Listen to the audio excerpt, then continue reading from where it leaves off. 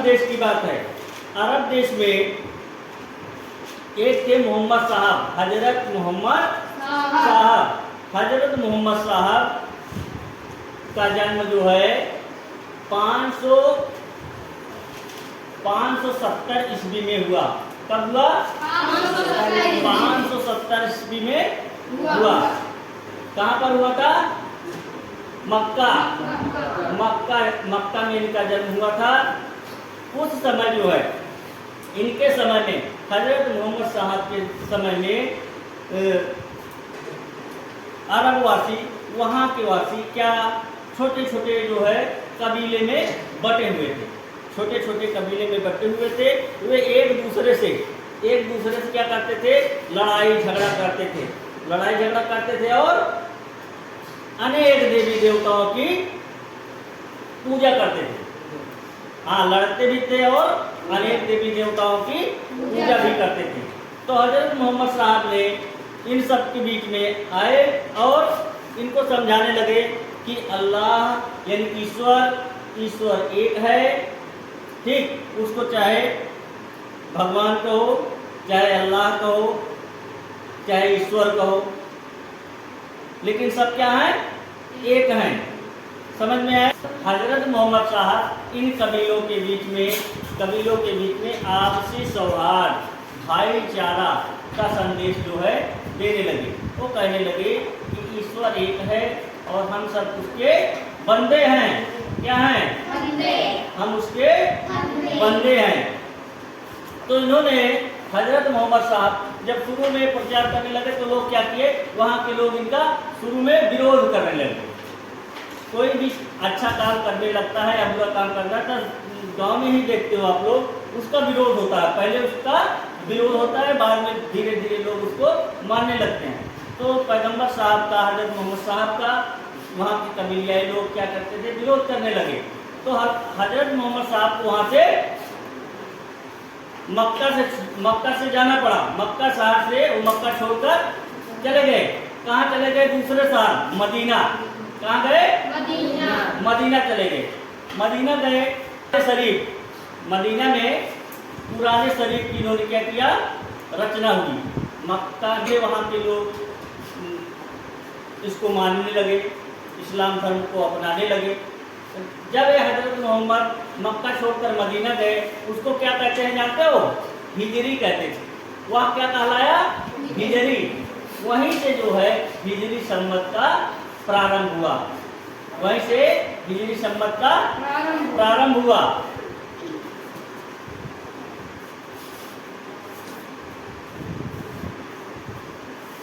हजरत मोहम्मद साहब का मक्का से जाना, मक्का से मदीना शहर, मक्का से मदीना शहर जाना क्या कहलाया? हिजरी।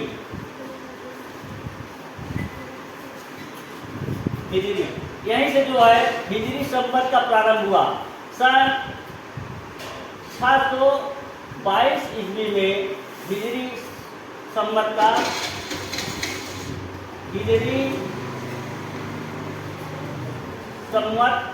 का प्रारंभ हुआ। क्या हुआ? प्रारंभ हुआ। हिजरी संवत प्रारंभ हुआ। ठीक, आगे चलो। इस्लाम धर्म अरब से प्रारंभ होकर के अनेक देशों में धीरे धीरे जो है अनेक देशों में फैला। उसके बाद जो है इनकी बातों को लोग मानने लगे। फिर जो है हजरत मोहम्मद साहब की मृत्यु हो गई। कब हुई? हजरत मोहम्मद साहब की मृत्यु, हजरत मोहम्मद साहब की मृत्यु कब हुई? 632 ईस्वी में इनकी मृत्यु हो गई। जब इनकी मृत्यु हो गई तब उस पर ज्यादा अमल करने लगे लोग। इनकी बनाए हुए मार्गों पर लोग चलने लगे। जान गए सब लोग कि ईश्वर एक है, उसको लोग अनेक अनेक नामों से जानते हैं और मानते हैं। ठीक, आगे देखो, इस्लाम के 3 बुनियादी सिद्धांत है। 3 मोहम्मद साहब अल्लाह का पैगाम देने वाले। पैगाम मतलब होता है संदेश देने वाला। क्या होता है? संदेश देने वाला। पैगाम का मतलब होता है संदेश देने वाला।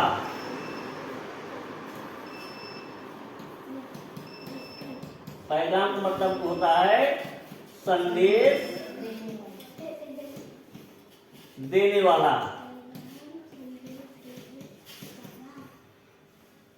तो हजरत मोहम्मद साहब अल्लाह का पैगाम देने वाले संदेशवाहक यानी पैगंबर थे। हजरत मोहम्मद साहब संदेश देने वाले पैगंबर थे। अब मोहम्मद साहब ने इस्लाम धर्म के मानने वाले लोगों के लिए 5 सिद्धांत निर्धारित किए हैं। क्या किए हैं? 5 सिद्धांत निर्धारित किए हैं। नंबर 1,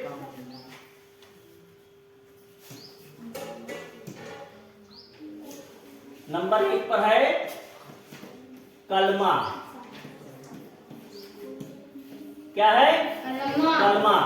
नंबर 2 पर है नमाज। नंबर 3 पर है रोजा। और चौथे पर है ज़कात। और 5वां है हज।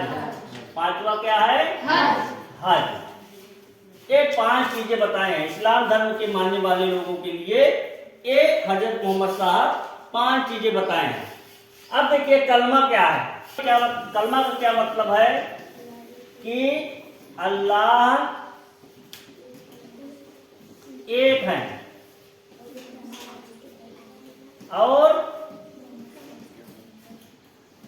मोहम्मद साहब उसके क्या है? पैगंबर। मोहम्मद साहब उसके पैगंबर हैं।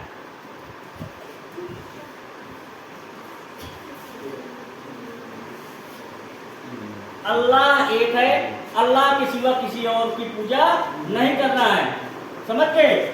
और उस अल्लाह के बताए हुए रास्ते पर चलना है और लोगों को भी उस रास्ते पर चलने के लिए बताना है। ठीक, कलमा का मतलब ये हुआ। उसके बाद नमाज, ये पहला हो गया। दूसरा नमाज। नमाज में क्या है?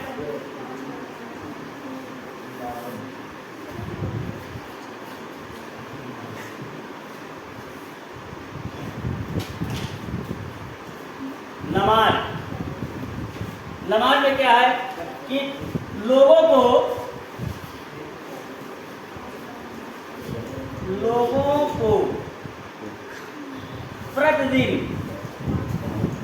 प्रतिदिन यानी रोज 5 वक्त की नमाज करना चाहिए। 5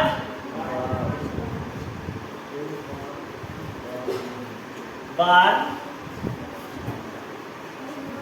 नमाज पढ़ना। दिन में 5 बार नमाज पढ़ना जो है ये बताते हैं नमाज में। तीसरा क्या है? रोजा। रोजा में क्या होता है? 1 महीने का रोजा होता है। तो रमजान के पवित्र महीने में रोजा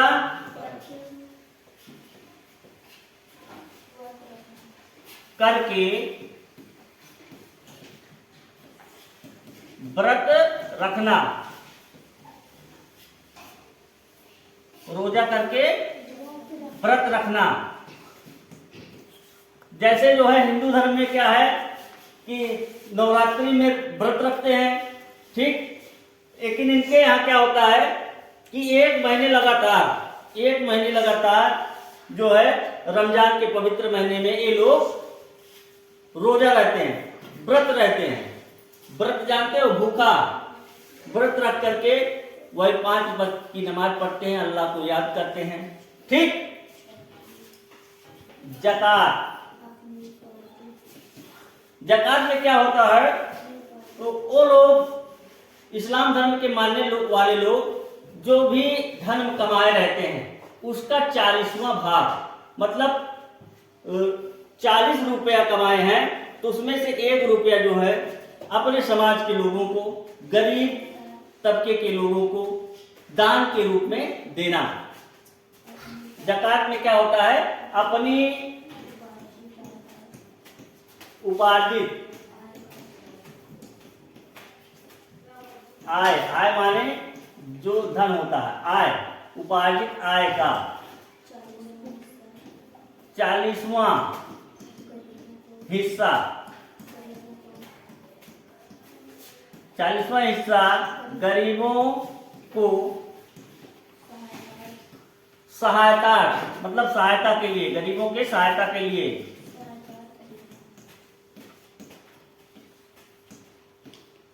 देना। ठीक, ये बड़ी अच्छी बात है कि मान लो मुझे कहीं से कुछ धन मिल रहा है तो जो हमारे समाज के लोग हैं उनको भी उसमें से कुछ हिस्सा दिया जाए, जिससे उनका भी रोजी रोटी खाना पीना हो सके। ठीक, तो उपार्जित आय का 40वां भाग उनको गरीबों में दान करना होता है। 5वां देखिए, हज। अपने जीवन में जो है सभी इस्लाम धर्म के मानने वाले लोगों को अपने जीवन में एक बार जो है, पूरे जीवन में एक बार मक्का की तीर्थ यात्रा करना होता है, हज की यात्रा करना। देखो, हज अपने पूरे जीवन में एक बार मक्का की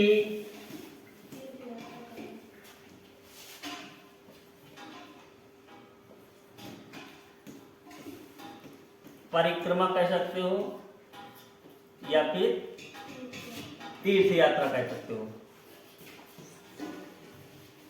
मक्का की तीर्थ यात्रा, तीर्थ यात्रा करना। जैसे अपने हिंदू में क्या होता है कि लोग गया जाते हैं, गया करने जाते हैं, वहां से लौट के आते हैं तो भंडारा करते हैं कि नहीं करते हैं। उसी तरह इनके यहाँ भी है, इस्लाम धर्म के मानने वाले लोगों को ये कहा गया है कि अपने जीवन में एक बार मक्के की जो है तीर्थ यात्रा करना बहुत जरूरी है। ठीक, इतना समझ गए। 5 चीजें बताई गई हैं। हजरत मोहम्मद साहब के मृत्यु के बाद जो है बहुत सारे खलीफाओं ने इनके उत्तराधिकारी बनना चाहते थे। अभी तक ये जो है केवल मक्का में था। जब खत्म हो गए, हजरत मोहम्मद साहब की मृत्यु हो गई, उसके बाद धर्मगुरु और राजनीतिक प्रशासक जो थे इसको जो है अनेक देशों में, अरब कंट्रियों में, उसके बाद पूरे विश्व में धीरे धीरे जो है पूरे विश्व में फैला दिए। कैसे कैसे फैलाए जानते हो? एक दूसरे देश पर आक्रमण करके, ठीक, वहां पर व्यापार करने गए, जहां पर व्यापार करने गए वहां पर बसे और वहां से जो है प्रचार प्रसार अपना किए। उसके बाद ये लोग जो है शरणार्थी बनकर भारत आए। उन शरणार्थियों के द्वारा जो है इस्लाम धर्म का प्रचार प्रसार किया गया। तो इन 3-4 माध्यम है जिनके माध्यम से जो है ये इस्लाम धर्म पूरे जो है भारत में फैल गया, भारत के साथ साथ पूरे विश्व में फैल गया। ठीक है, जो है अरबवासी धीरे धीरे हम लोगों से घुल मिल गए।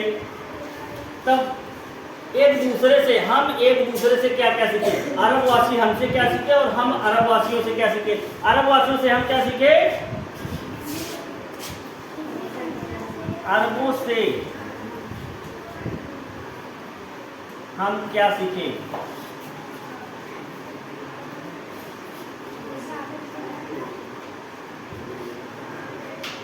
अरबियों से हम क्या सीखे? सबसे पहले तो कागज बनाना सीखे, जिस पर आज हम लोग लिखते हैं, कागज बनाना।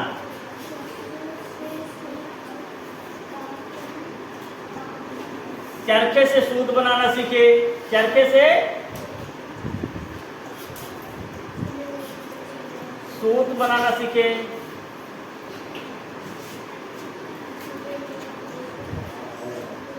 सिले हुए कपड़े, जैसे सिले हुए कपड़े जैसे सलवार, सलवार, कमीज, ये सब सीखे। और क्या सीखे जानते हो? आज जो शादियों विवाहों में हम लोग रोज हर चाहे जहाँ जाए मिलता है, हम लोग कचौड़ी, कचौड़ी बनाना सीखे। क्या? कचौड़ी और समोसे बनाना सीखे।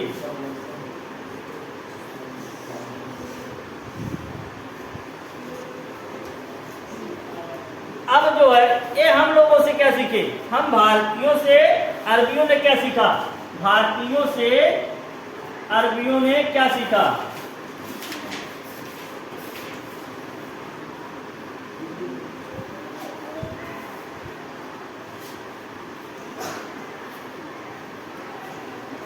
भारतीयों से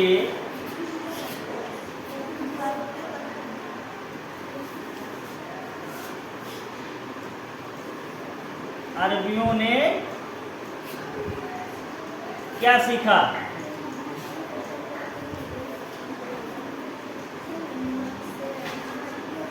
भारतीयों से अरबियों ने क्या सीखा? भारतीयों से अरबियों ने क्या सीखा? ठीक है, क्या सीखा जानते हो?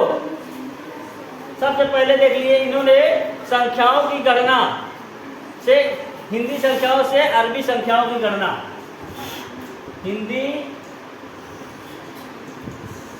संख्याओं से अरबी संख्याओं की गणना, अरबी संख्याओं की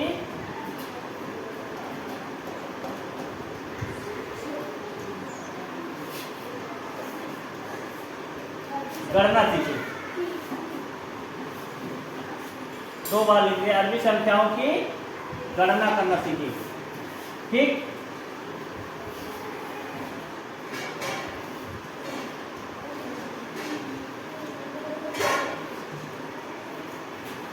गणना करना सीखे। और क्या सीखे? ज्योतिषी के बारे में सीखे।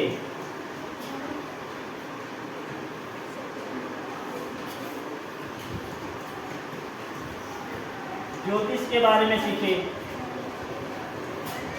और क्या सीखे? गणित भी सीखे, गणित सीखे।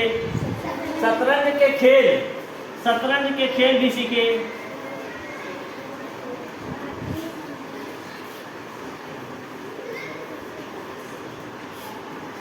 और क्या सीखे? भारतीय संस्कृतियों के बारे में, भारतीय